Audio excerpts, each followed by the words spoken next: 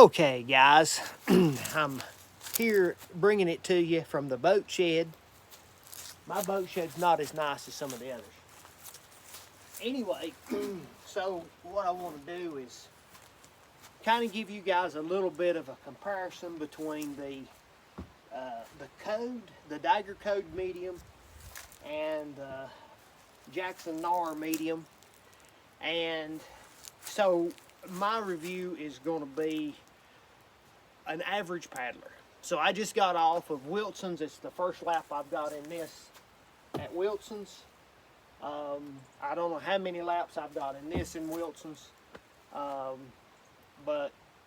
then if you watched last week's video, then you've seen me kind of get worked a little bit at the Jaws at 1800 and the Nolichucky.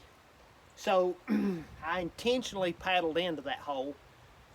I knew it was going to be sticky. I just didn't realize it was going to be that sticky. But after I lost my paddle, yeah, I pretty well knew maybe I could get towed out. But anyway, so I've been riding this code for a pretty good while. Now, what I'm going to say is this: the outfitting, and Wade Harrison, he says it all the time, that the Dagger outfitting is the best in the industry. And I would agree with that. It may not be the toughest. I mean, the Liquid Logic outfitting lasts forever. I mean, there's boats that's forever old and they're still, outfitting still works. I don't particularly like the Liquid Logic outfitting. The thing I like, one of the best things about this is the seat pan and the way that the leg lifter. This boat, I don't have any problems riding all day long. If I put on in the morning and we do like a 16 mile, then for sure I would rather be in this code as any boat that I've ever been in as far as comfort. Now, this is my first Jackson Creek boat, and so far I am very, very impressed with the boat. So one of the things that I knew about the code, and you know, unless you've paddled into some sticky holes, then you're not going to know what you can get out of. I'm not a Class 5 paddler. I paddle some Class 4 stuff, but mostly that's it.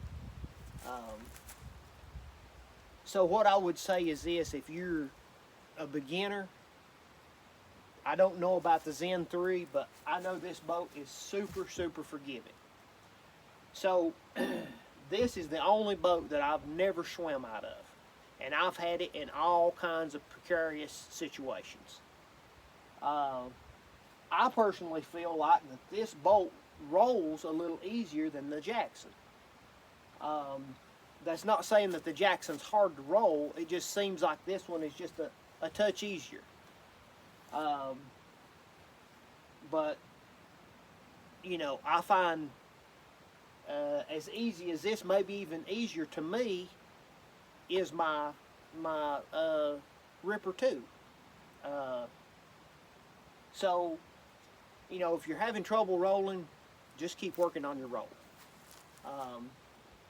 So they're basically almost the same height, and I feel like the Jackson, they both go through and over holes very easily. I mean, if you just get a little bit of speed, pretty much anything you're probably going to go over or through, you know, considering Class 4 stuff. Now, where this one is, even though this thing may have a little bit more rocker as far as height, because of this top of this being so wide, and I can roll them over and give you this kind of a shot. I don't know if you can see it. You probably can't. But because of that bow being so wide, it it pops up a lot quicker than the Diger does. The Diger pops up a lot. I mean, they come up really quick. But this one does stay on top of the water. The Jackson stays on top a little bit better than this. Neither one of them have super aggressive rails. The Jackson has more rails than the Code. The Code is very, very soft. I mean, if you're going to really get into an eddy, you've really got to be, you got to really carve that thing in. The stability on both of them is incredible. The secondary stability on this, the initial stability, both of them they're really good. If you're going to be getting into situations, I feel like where you might be in holes, whether accidentally or intentionally, I do feel like the Jackson that you could work your way out of a hole easier than with the Code.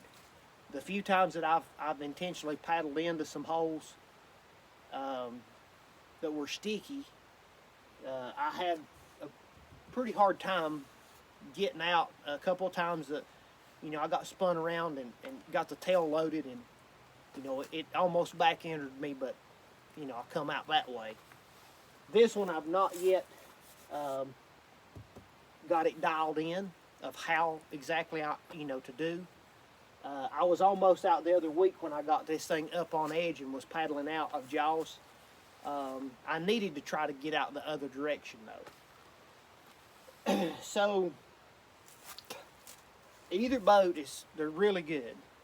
If you're looking for all day comfort, then I would say for sure the Code wins.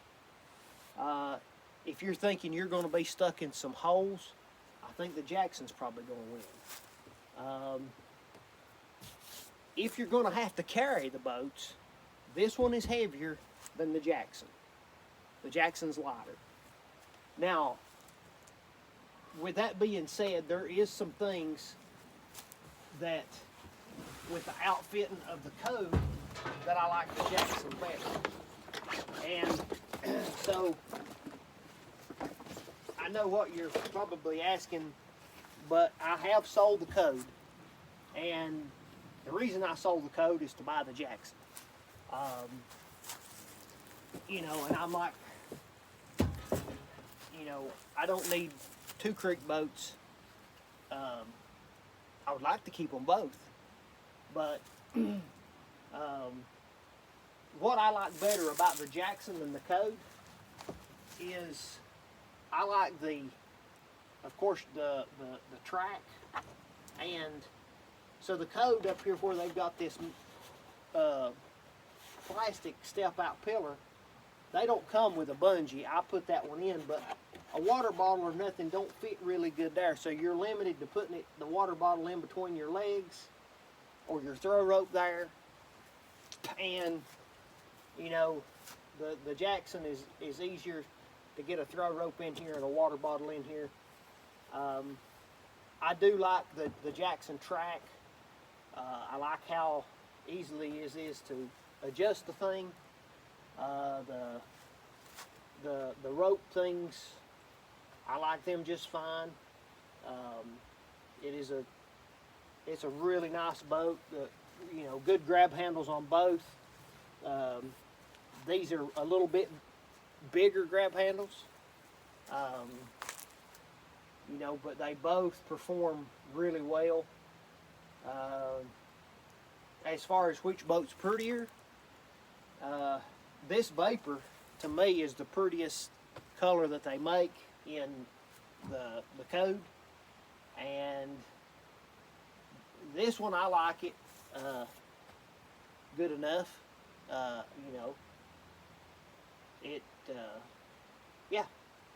I do like how easy the access is to the Jackson, as far as with you just unclip and raise the back band up, and you can, the back band, I've got full access right now to anything I want to put back in the hole here. This one is pretty good too. I just unclip it. This one here, I actually usually don't even clip it. I just leave it unclipped all the time. The Jackson I've been leaving clipped. So you may be saying, okay, Matt, so which boat? I'm going to tell you, this boat is going to take really, really good care of you. I do think that this boat will take just a little better care of you than the Jackson in most cases. The Jackson is a little bit faster downriver. It is a little faster than the Code. I don't have that RMX here, which is my buddy's. He's been letting me ride it, and I've rode it some. What I feel about between the three, the RMX is definitely not as forgiving as these two. It is faster, especially in the flow, but I've been having trouble when I would hit the flat water of keeping my speed up. I start getting squirrely. But the Code, you know, I can paddle it full steam ahead and it don't get squirrely with me. And this one doesn't seem to get squirrely with me either. So, you know, you're not going to go wrong, I don't think. I think you could buy, you know, depending on what kind of paddler you are, you can buy any of the new boats out there. And, you know, definitely the Scorch is the highest performance one that I've paddled, as far as your creek boat goes. You know, it and the RMX is right up there. The RMX is probably just a little bit faster even than the Scorch. I've not tried the Scorch X. I'd like to give that thing a whirl. But then, you know, these two boats here, they're really close. I think Jackson's going to sell a lot of these boats. You know, I'm not necessarily a Jackson fan or a Dagger fan, or I mean, I paddle whatever. If I like it, I like it.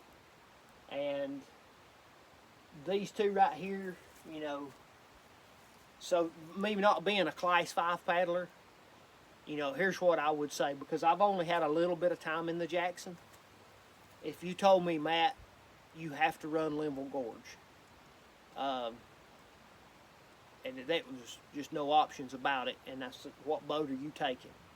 I would take the Code, because my confidence in the Code, even though my confidence is high in this one too, but my confidence in the Code is greater. If I was really going to have to be paddling something that I considered to be more extreme than I'm used to. With a little time, this may, you know, boats you have to kind of fill them out, and, you know, I'm not a Wade Harrison, so I can't just hop in one and immediately that I've got it dialed in you know, a half a lap or anything. It takes me a while to figure out just how stable, or, you know, what I can do, what I can't do, where I'm going to get in trouble or where I'm not. But that being said, I do think that this boat here is going to, as I paddle it more, this is the boat that next week, if Wilson's race takes place, this is the boat I'm going to take. And yeah, so I hope that this is kind of give you guys a little bit. You say, well, they both sound basically just about the same. They are different, and they do paddle different, but both of them are really good boats, and it's just going to be up to you. If you can demo either one, then demo them. If not, I don't think you're going to buy the Code or the Gnarvana and be like, this is a bad boat. I don't think that. I think you can buy either one of these and that, you know, you're going to enjoy it. Now, unless you're coming from a full slice background, or that you've been riding half slices, which I ride the Ripper too, and I really love that boat. But I do, the one thing I will say that I've noticed that I didn't notice so much with the Code is I seem to be stern tapping more with the Gnar versus the Code. And yeah, that's about all I've got. So when you see this big blue beluga whale bow, as Wade Harrison called it. You'll know what I'm in. My buddy's getting this one, so and you'll be seeing it too from time to time. And if I was to do something really radical, I think he'd let me borrow it. All right, guys. We'll talk to you guys later. Oh yeah, my hair. Oh my goodness. My wife ain't gonna like that.